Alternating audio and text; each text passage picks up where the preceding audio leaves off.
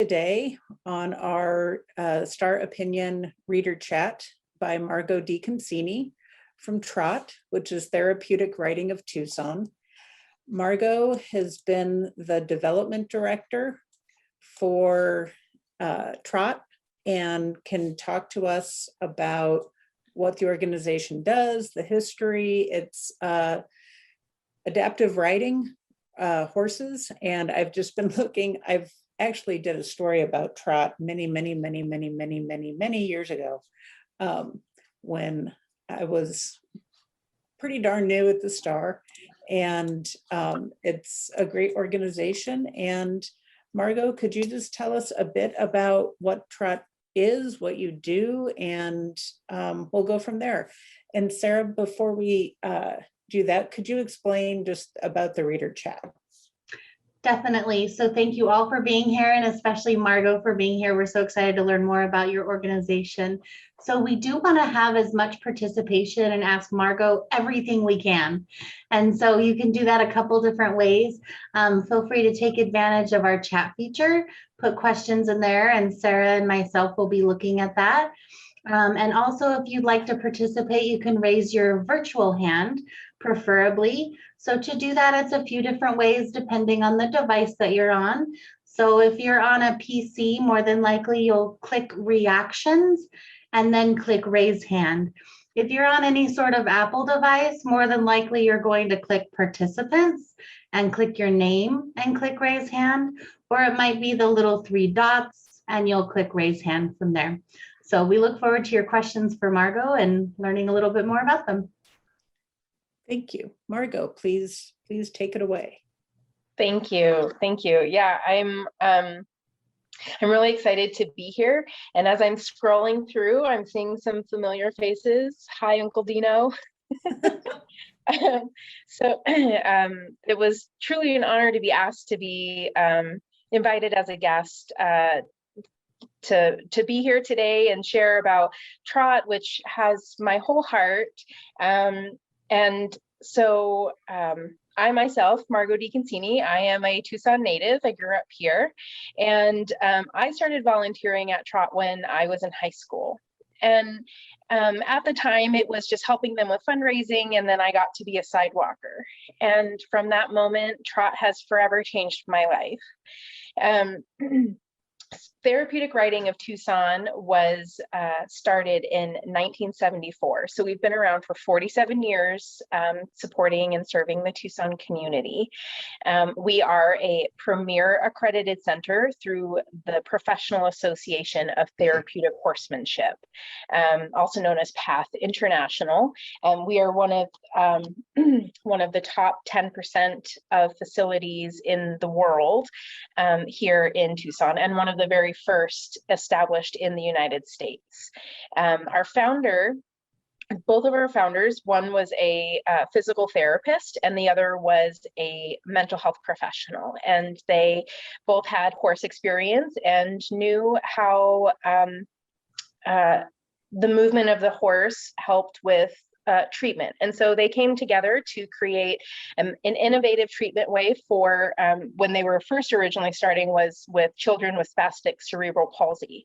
So individuals with low muscle tone, really rigid flexibility, and using the movement of the horse to be able to increase flexibility, improve strength and muscles, the core balance, all those types of things. So a new treatment modality by using horses. And since then, we have been the focus of many studies that have been put out in a lot of medical journals that prove that the movement of the horse, which is so interesting because so when you're on the back of the horse, it moves your body in a way that is mimicking the human gait. So your brain automatically thinks that you're already walking. And so for individuals who aren't able to walk, who may not be ambulatory or have difficulty with mobility, it triggers your brain to re-stimulate your neurotransmitters and to reconnect your brain with your muscles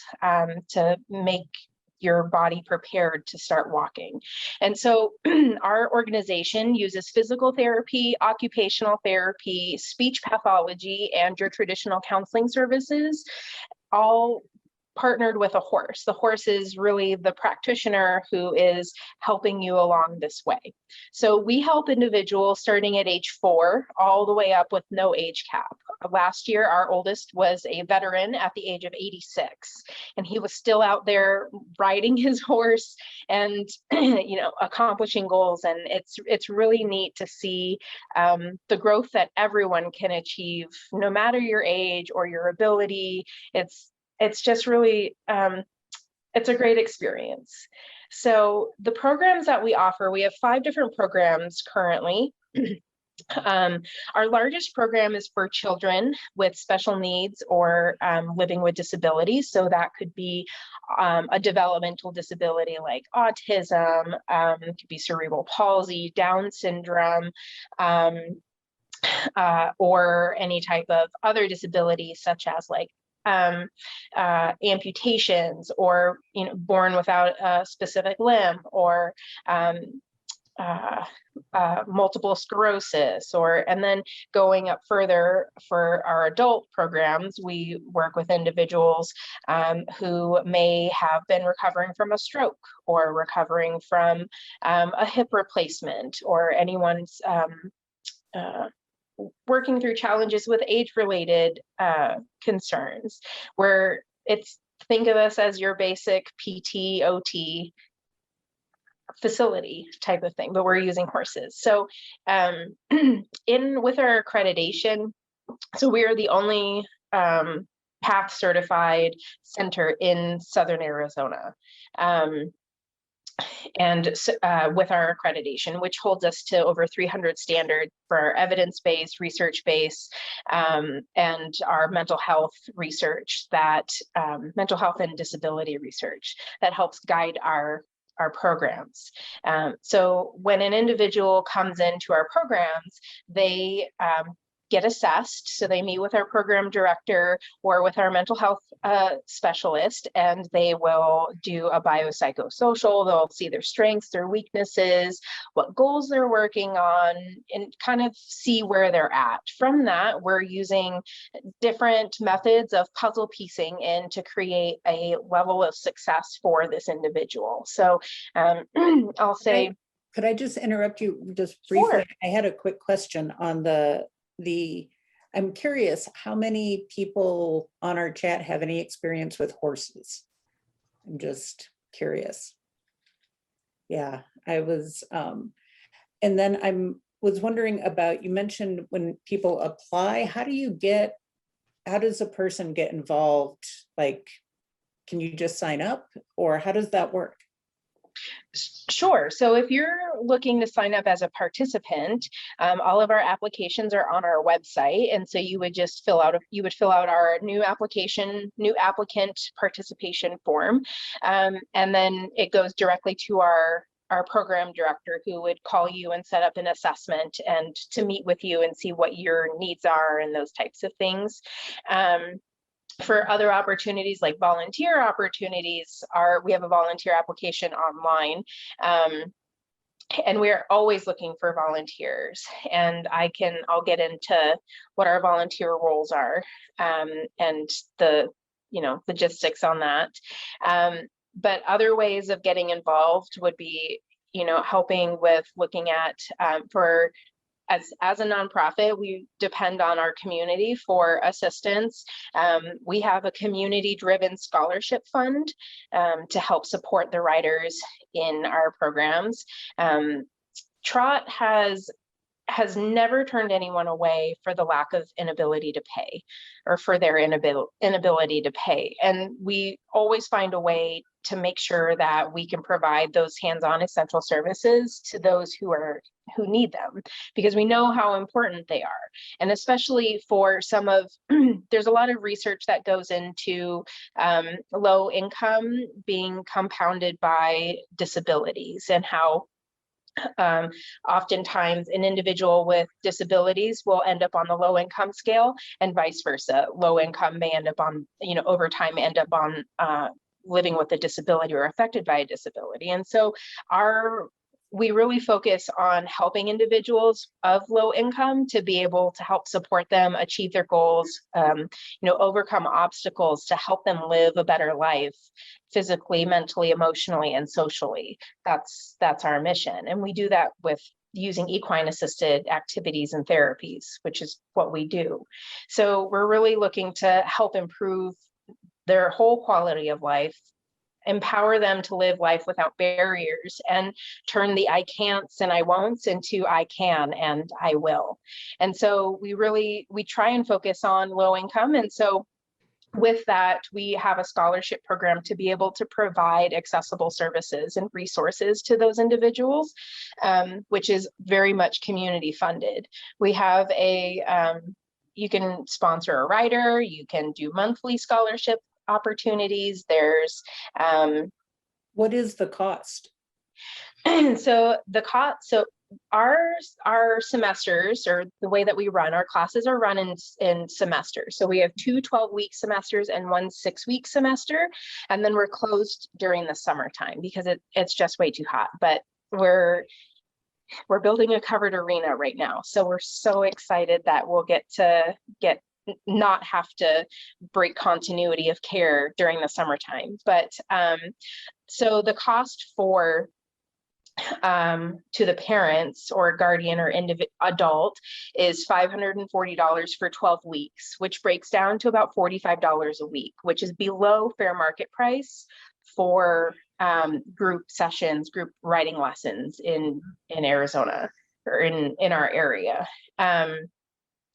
But the true actual cost for one individual to participate for that 12 weeks is $1,600. And that includes all of like our admin costs, our taking care of our animals, our horses, taking care of the insurance, the liability, like the planning period and all of those things, everything that would go on to, if we didn't have that, we wouldn't be able to provide the riding class to the individual. So the true cost is $1,600 for one participant for 12 weeks, but we understand how expensive that is, and it's really out of reach for a lot of individuals. And so we bring it down to a third of that at $540. And then from there, our scholarship application is based on income, and it's a sliding scale. And so they would provide their cover sheet from their taxes or any stubs and stuff like that. And it can cut it all the way down to 75% or even eliminate it. So at that point, TRA is then overpaying the gap between the full $1,620, just $1,600, and the $540. But I'm curious, people who have horse experience. I mean, I took riding lessons, if you could call it that, when I was a kid, and the most exciting thing that ever happened was that the horse took off and I managed to stay on, but the horse, I think it was a guy horse, and went into the ladies' barn and people had to rescue me. So, and I do remember the look on my mom's face as I went, cantering by through the parking lot. But I'm curious about people with, like Sarah, your experience with horses. What is it about horse? I mean, we're all sort of captivated by horses. What is it? I don't know. What's your experience? Are you asking me or are you asking Margaux? Yeah. No, I'm okay. asking you. I think that's such a good question for everybody, and you're going to have a different answer. But I just think it's just like any animal, as you spend time with them, they have such a personality. I mean, they become so human-like. I mean, some are little stinkers and some are little love bugs, and, some are mischievous, and I don't know, but I can kind of compare it to, like, my husband used to have a motorcycle, and we go out for a drive and it's just so freeing, and so the same thing, like when you're out riding, that's all you can think about is what you're doing. It's kind of something that's therapy in my mind, for me, first and foremost, for your brain to just shut off, but hearing about what you were mentioning, Margaux, about, how it mimics, walking. And I just think that's so fascinating to hear, how it can help in those ways. I do have a dear friend who has pretty advanced cerebral palsy, and she's had the opportunity to come to trot from time to time. And her, she was just like, she's, I think, a little older than me actually, but she was just like a little girl sharing her experience after being there, because, she has no mobility to stand, or, she's completely assisted in everything she does. And yet for her, it was just like, she felt like, to be in control of a horse, like she was empowered, and that was so amazing to hear her experience being there. I'm not sure if she went through the whole 12 weeks or what, but either way, it left a huge impact on her. And yeah, so when we think about individuals, affected by disabilities, like your friend, she may be using a wheelchair for mobility. And the highest that she would be at, her eyesight would be like 3 feet, 3.5 feet, where we're about a lot higher. But when they sit on that horse that's taller than us standing, they are at a different eye level. They get to see and experience a height that they've never seen before. And then for them to be able to know that themselves, even though they may be living with a disability, they are the ones controlling this 1,200-pound horse. It is super empowering and super improves self-esteem and your confidence. And it really just gives you a whole different perspective on your life and the environment around you, especially when you're moving through it. When you're on the back of the horse, you're not just on the back of the horse, you're flying. It's a completely different experience for them, and it's really empowering, like you said. But the other really neat thing about our program and us as our facility is that for individuals who are unable to be ambulatory, we have, or having trouble with swinging their leg over, or we have a mechanical lift. So we can lift individuals from their wheelchair or from a seated position and place them safely and efficiently back onto the horse for them to be able to, participate and turn the I can'ts into I cans, because you can. This is for you. We can do it. So it's really neat to see that happen. And I've been witness to specifically a veteran who, I'm probably going to tear up just thinking about it, but had come back from Afghanistan and had one of his legs was amputated. And so we lifted him onto the back of the horse, and he just broke down and started crying and bawling. And it was so freeing to him to know that, one, he was in control and he had the opportunity to do something that he never thought he was going to ever be able to do. And it was an amazing, just him sitting on top of the horse was an amazing thing, but the growth and the courage that you could see in him, through the sessions is, it was really, really beautiful, really beautiful. By the next session, he was just a completely different person. But so, out of curiosity, mentioning a vet, one of the things that comes to, it sounds like he had an amputation, but another thing that comes to my mind is PTSD, obviously. And we were talking about the emotional effect of horses. So I guess in my mind, horribly mistakenly, I kind of labeled trot a little bit in my mind as, for those with special needs, that live differently abled. And so, you are a therapy center. So, could someone come to you or choose your location for their choice of therapy for PTSD or as a stroke recovering, because you touch on all those, could it possibly work with your insurance? So right now we, back in like 2014, there was this huge insurance shift, and the Arizona State Insurance, then came the AZ Health from, it was like Simpatico and Access kind of merged together. And so from that insurance merge, they have taken therapeutic riding out. So they don't think that therapeutic riding is an insurable activity. But that's also why we have the scholarship application, the scholarship fund, because we want to make sure that everyone still has the option and the opportunity. But yes, so we do offer a full mental health. It's called equine facilitated psychotherapy. So any individual can come to have your traditional therapy services with our mental health practitioner, with our horses. And it's well, based on her schedule and you being, within our clients during that time. But it is super empowering. And so kind of going back to our veterans, we have a specific veteran program called Heroes on Horses. And we were one of the first in the country as well, back in 2006, to partner with a Department of Veteran Affairs. So here in Southern Arizona, we're partnered with their polytrauma unit. So their recreational therapists, their PTs and OTs will bring their clients. COVID kind of slowed that down because they weren't doing any referrals and any outside activities, but they would bring their clients out and participate once a week in our Heroes on Horses classes. And Heroes on Horses includes the therapeutic riding, but it also includes equine facilitated psychotherapy on their choice if they would like to participate. It's not mandatory.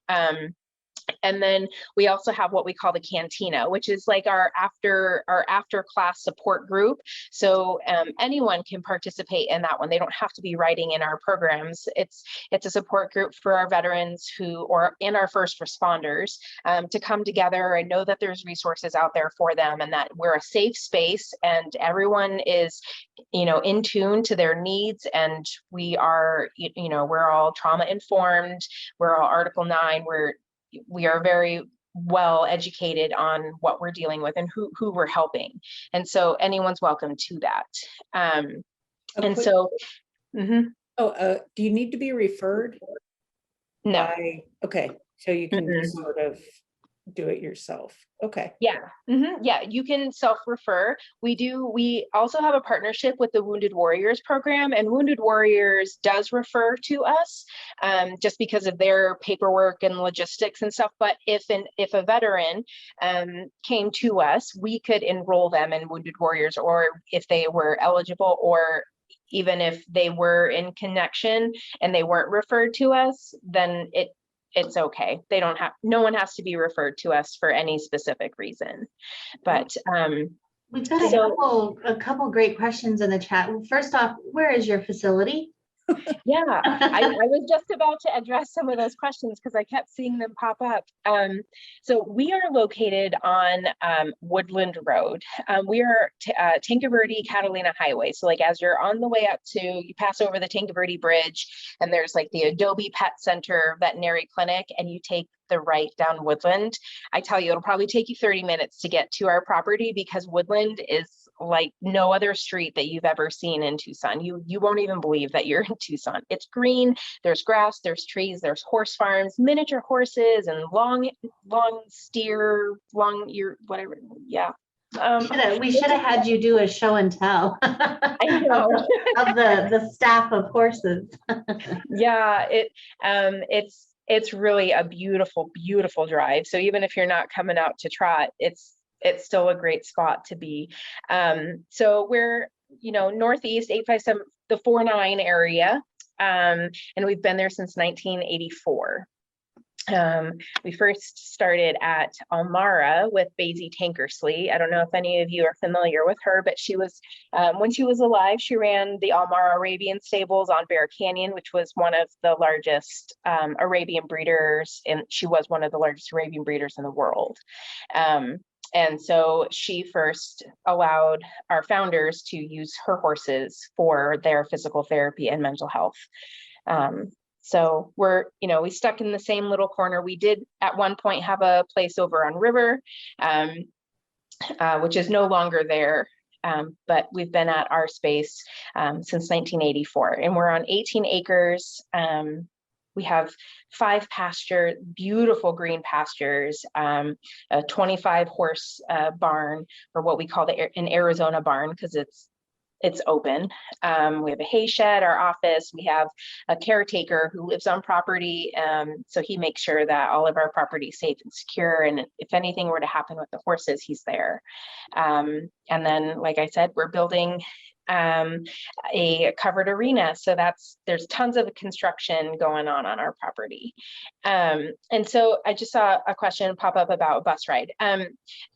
There is only one bus that comes, and I don't remember what number it is, but it's only a work commute bus. There is a stop right on where the Woodland Road is, on either side, but it is only a work commute bus trip, and I don't know. Again, I don't know what number it is. I'm sorry.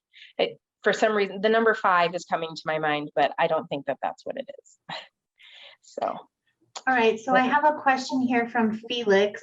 How are Morgan horses for this application? So finding horses is probably one of the most difficult things that we can have. That's a huge challenge for us right now. There's a very, very big misconception that our facility is a rescue for horses, and we're not. Our horses are professionally trained and professional at professional levels. We have a dietitian that comes out and helps, create a feed chart, specific to each one of our horses and their needs. Our horses go through an intensive training and even like a trial period before. Yeah, there's some of our guys. Oh, they're beautiful. Yeah, so they all go through. If we have, let's see, there's some people will donate horses to us, but we are very picky about our horses. They have to be of the right temperament. They have to be of right health. They have to be able to walk, trot, and canter. They have to be able to be desensitized. And we really like to have horses that have had a working past. So horses that may have been in the show ring, or we have one that he's not pictured because he's not in our program yet, but he used to be a racehorse. And so, we like to have horses that have had a working past, because when they get their halter on and they know that they're going to work, just like a seeing eye dog, they know they're going to work, and it's like they just click. So it's a switch that turns, and you have a horse one in the morning when they're getting round pinned or getting out in the pasture, which all of them go out and pasture every day because that's their mental health. They're fun and frisky and ready to play and have this great personality, and then you put the halter on or their side pole, and they're focused, they are aware, they are more respectful than they already are, but you can still see their personality, and it's really neat to see the difference, but knowing that they know what their job is and they do a darn good job of it. Well, let's go to Uncle Dino, if I remember right. Go ahead and accept the unmute first so we can hear you. Okay. There we go. Can you hear me? All right. Margaux, you're doing a great job. I've learned so much. Thank you. I have a couple of comments. One is my mother, Ora Webster DeConcini, was raised on a farm in Thatcher, a little Mormon community by Safford in Graham County. And so when Dennis and I were growing up, we spent part of every summer over there, and we had a horse. And it made a big difference in our lives, so many ways. You described it beautifully. And then I have a son who's 35 years old. He was born way prematurely and has cerebral palsy. He's very high functioning. He's got a couple of master's degrees. And if you just look at him, you wouldn't know it. But and he's probably have every intervention you could think of since he was born. But I think that the therapeutic riding was one of the most important ones when he was, 7 are 8 and and having real mobility problems and confidence problems. So we're big believers. One of the things that he was required to do was to do some, even perhaps minimal, symbolic care for the horses. Do you do any of that? Do you require that? Well, we don't require it. We do have a program specific for that. So depending on the goals of our individual. So when people come in, we do the assessment, we look at their goals. So everyone will have a physical, a social, emotional, or like a mental health goal. And all of our programs, or all of the session that they participate in, will address those goals. And so some of them may be, if it is, for confidence or fine motor, gross motor, our staff, our equine, our instructors will start from the ground up. And so they'll work with grooming, they'll work with taking care of the horse and learning about them. And or oftentimes a child may have difficulty with sequencing. So knowing what comes first, do you put your shoes or your socks on first? Do you put your do you brush your teeth first or do you eat first? Like, I don't know, kinds of things like that. And so we also use the care of the horse as a sequencing assistant. So knowing what comes first and why things come first, and then they reflect it and create parallel skills that they would use in their daily lives. So all of our horses get groomed the exact same way for consistency purposes, because there's so many people that touch them all the time. But being able to share with them, this is how we get ready in the morning. And, we'll use what we call PEX cards. So they're like small little laminated cards that have pictures on them. And we'll tape them to each one of the grooming tools so they can learn the sequence of how to get dressed and do those types of things. But those are all incorporated into learning how to take care of the horse, how to lead the horse, and eventually, we even help them do like round penning or exercising their horse, which also really creates a deeper bond with the horse and the rider, which is really neat to see too. But based on the goals is where our instructors will place the individual. Great. How do we make contributions if we want? I presume it's a 501c3 and you can get a tax credit for any contribution. Can we do that Yes. online or send you a check or what? Tell us about that since you're the development director. Yeah. So online is a great option. So there's on our page at the very end, there's a donate page, and then you can go down to the bottom, and the bottom, yeah, there you go. Thanks, Sarah. There's a link where you can go ahead and you can put it in to donate through online. And there's a drop down menu that gives you a lot of different options of where you want to place your money, whether it be support of doing a sponsorship for our horses, doing a sponsorship for a student, doing, putting money just directly towards our horses, or unrestricted where it's needed most. Even we still have room in our covered arena budget too. So there's probably about 10 different options that you can choose. Because we want to let people know that we care, and we want to show that there are options for you. You can choose exactly where you want it to go. But yeah, there's definitely that option. We do have a couple we have one specific event coming up in September. It will be a hybrid event, so it'll be a online event and an in-person event, depending on comfort level. It'll be at Lowe's Ventana Canyon on September 11th, and this is going to be a tribute to our heroes. So we are calling it Heroes, Hearts, and Horses for our military veterans and our first responders. So our events are always a great way to help support. Because it's not only supporting us, but also, like with our silent auction and our live auction, it's supporting other local businesses, which we really love and appreciate, because I think we're all in this together. We're Tucson together, Tucson strong, and we want to make sure that everyone has, a decent piece to it. So there's a bunch of different ways to do it. And then if you may be interested in a specific project or knowing what's next on our list of things that we're looking at. And like this year is a huge year of growth. And the silver lining with COVID is being able to provide another assessment into our community, see that the community is so extensive right now. Like there's a lot of need. And so for us, we've had a lot of increase in our student applications. So we're working on hiring new staff. We're increasing our mental health program. We are getting new horses. So there's a lot of these little projects that we've got listed that go towards our strategic plan, that if that's something that is interesting for any one in particular. Thank you so much, Debbie. I really appreciate it. Then that's always an option too. But as a development director, I've got, proposals out everywhere. A question about the, you mentioned that you do 2 12-week semesters, but you take the summer off. When does the summer start for you, and when do you go back? Yeah, so we typically follow a school calendar. So we start in September.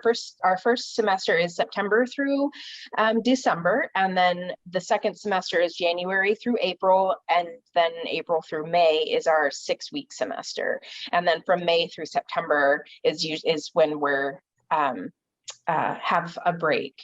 And it's always been really difficult for us because especially with the population that we serve, we've seen over time and over the years. And, I compare it to kids at school. So when you're at school and you're learning, and you're growing, and then you have a break for summer, and then you come back in September and you haven't retained, or you've regressed, you've declined, you've picked up all these bad habits. And so then your teachers are basically teaching you the same things that you were just learned. And so we've seen a lot of regression and declining in our participants over the summer when they have that break. And so now with a covered arena, we won't have to worry about regression. We'll be able to provide continuity of care in order to maintain the growth and continue the forward movement with all of our participants, no matter who they are. So a question that came in that I think is, what does it look like? Are you going on trail rides? Are you doing the ring? What is it, and how are the horses trained? Good question. So every class is in the arena, and every individual, no matter who they are, whether they are when they're starting, there's up to 3 volunteers around them. And so our volunteers really help with being the extension of our instructors' arms. But while they're in the arena, that's where all of our classes are taking place. So we're in a safe and constructed, structured environment that provides different fun and engaging activities. So like we were talking about, everyone comes in with goals, or we create a goal. A goal for someone in the arena may be, let's see, I'll give you an example of one of our current riders. She has Down syndrome, and she wants to be more independent in the kitchen. She wants to learn how to cook, and she wants to be able to make her own food. And so one of the really neat, fun games that our instructors do with her is they pick a food that she really likes. Like she loves grilled cheese sandwiches. And so, well, how do you make a grilled cheese sandwich? And so she has a little basket, and the instructors place out like the fake bread and cheese and the things that you would need for your meal. And she has to take her horse around and go pick up all of, in order of what ingredients she would need for her grilled cheese. And so those types of activities are really like skill-based. So you're going to be using your fine motor, your gross motor, your bilateral coordination from your left and your right. You're going to have cause and effect, knowing that if I pull back on the reins, my horse is going to stop. That's your cause and effect. And that, so going through the arena, there's all different games and obstacle courses that help accomplish the goals that are set for the class. there is one of the other really cool things about our program, or the things that we have on our property. We have this, we have a 3-mile trail system that on our property that we call the sensory course. And there's 12 different activities, and the activities are like your physical therapy, occupational therapy playground.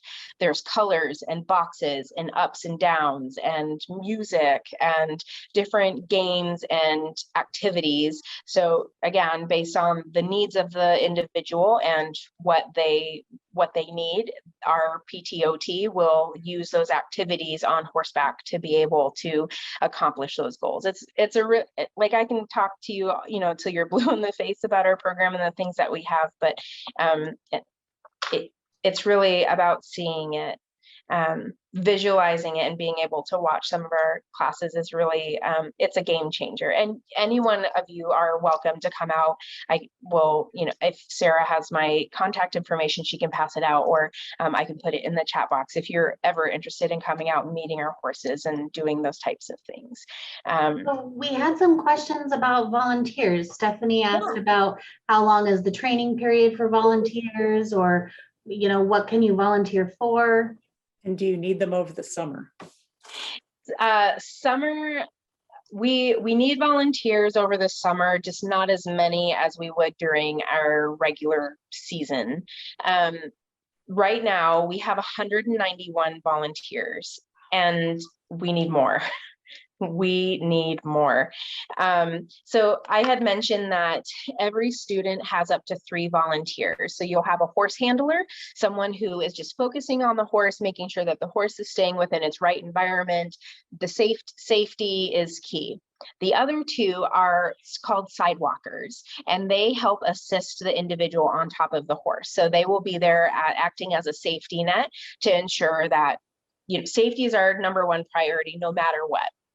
So they're there. Some of them may have ankle holds on them to help with balance, or with pulling their leg down to create proper posture, and then engage your core. And then other times, most of the time, they are also helping the individual on top of the horse complete the activities.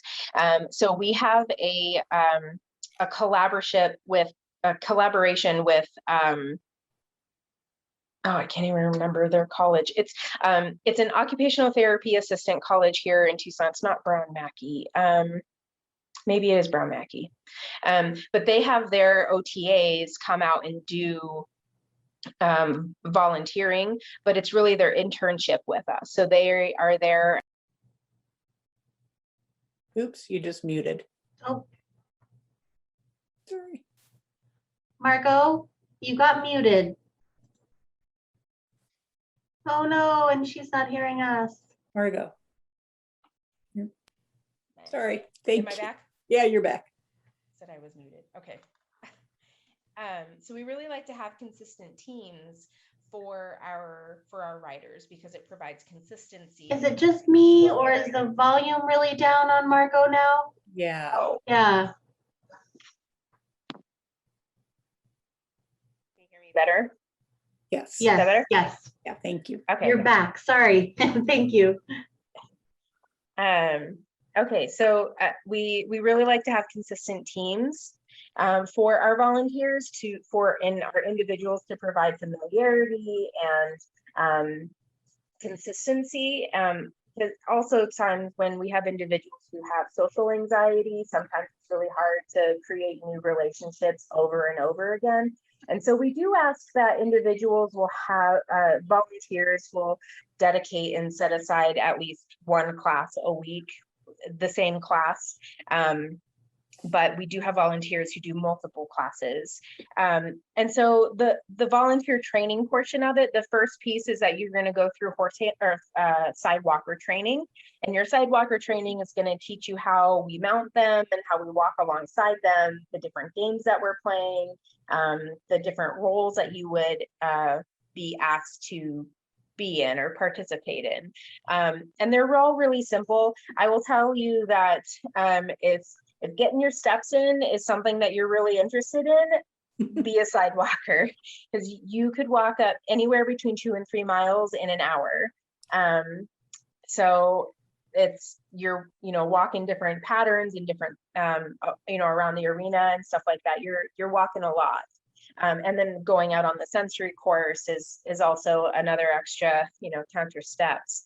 But all of our volunteers really love it because it's the volunteer camaraderie. We are a family. Everyone knows everyone, and people hang out like on the weekends with each other, and our kids hang out, their kids hang out, and like we are just one great big family, and we love new family members. We really do. It's really wonderful. And so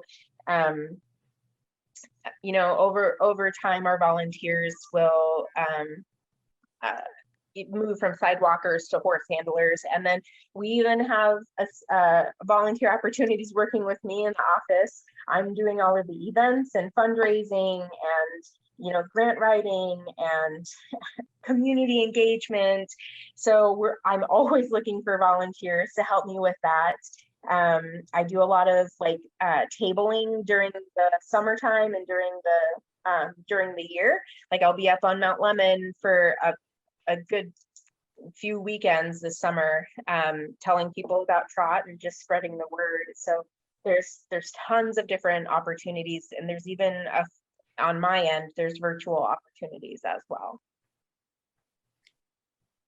So how are the horses trained? The horses are trained. So our program director is a professional dressage rider. She and our lead instructor. So our lead instructor has a degree in therapeutic horsemanship, and then is also a professional jumper. So they both have very well established training.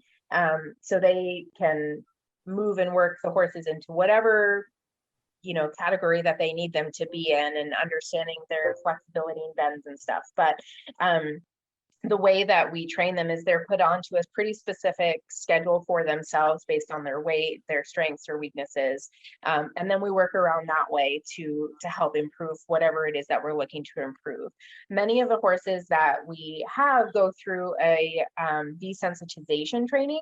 So your desensitization is like walking over tarps or getting rained on by pool noodles and having balls thrown at you and getting squirted with squirt guns, and and they just stand there. That's just, they think it's fun. And we even have a horse who has learned how to move the rings around in the obstacle course. Like he'll grab one with his mouth and he'll take it around to the next obstacle course. So they have a lot of fun with our games, and every riding experience that they have, whether it's it with our students in the arena or even with our program director and our lead instructor, it's all about games and fun and being okay with whatever we do to them, putting a little between their ears. I'm seeing some questions about references to people have arthritis or various situations, depression. Are these kind of is there a place at Trot for people who have arthritis or want to ride a horse but need some help getting mounted? Yeah. So one of our programs that we have, there's one specifically is called Riders Up. And for individuals who are experiencing age-related body challenges like arthritis or recovering from a stroke or multiple sclerosis or, just those types of things, Riders Up is kind of like our silver saddles. So meeting them where they're at and helping them achieve the growth and, whatever goals that they've set forth for themselves. A lot of the time it's flexibility, it's core strength, it's strengthening your grip. It's whatever they're looking for is what we can do for them, but that's what their goals are. And it's what we're going to help them with. Excellent. So we're coming in on the last few minutes. Any questions or thoughts? Let's see. Stephanie Keenan said, is there a good thrift store for heavy duty boots that would be good for working with horses? So where do you get your boots, Margaux? I get my boots from our tack store. So one of the other ways that we get money or support our programs throughout the year is we have a tack shop. So people will donate their gently used barn items, equine items, like whatever it is, either we will look at it first, our team, and see if we can use it on property or switch it out in our program or whatever we can use. And if we can't use it, then we put it into our tack shop. And I tell you, our tack shop has got some great boots right now. So it's open by appointment only right now, but I mean, they're used boots. They've been loved. They've stepped in plenty of horse stuff, byproduct, and they're ready to. But that's the best. You don't have to break them in. That's the worst part of a new pair of boots. So yeah, exactly. So but yeah, there's tons of boots in there and hats and all of your the 4-H girls or 4-H kids, they'll come out and buy up tack to take to their shows, and like we have sold some of their first saddles, which is really, as an equestrian, like that's your first saddle is your first love, and it's really wonderful to get to see and be part of their their journey and being with horses. So, but yeah, our tack shop is always a great option for those types of things. All right, well, look out for Stephanie. It sounds like she's gonna need some new boots. Well, thank you so much, Margaux, for sharing your hour with us and for telling us about Trot and all the really cool stuff you do. And I'm going to put the, if you want to put your contact info in the chat, that would be great. I'm just going to post the overall site. I feel like we should have a field trip where we all go like on a party bus to go see some horses. I was just going to tell you that later. I'm like, we need to go get some video for Tucson.com of the new, covered arena. And when will the arena be finished? So we are ahead of schedule right now. They are starting to pour cement, and we should be done by the end of September. Wow, that's great. Yeah, it's super exciting. And on the website, I'll put the link so you can see it.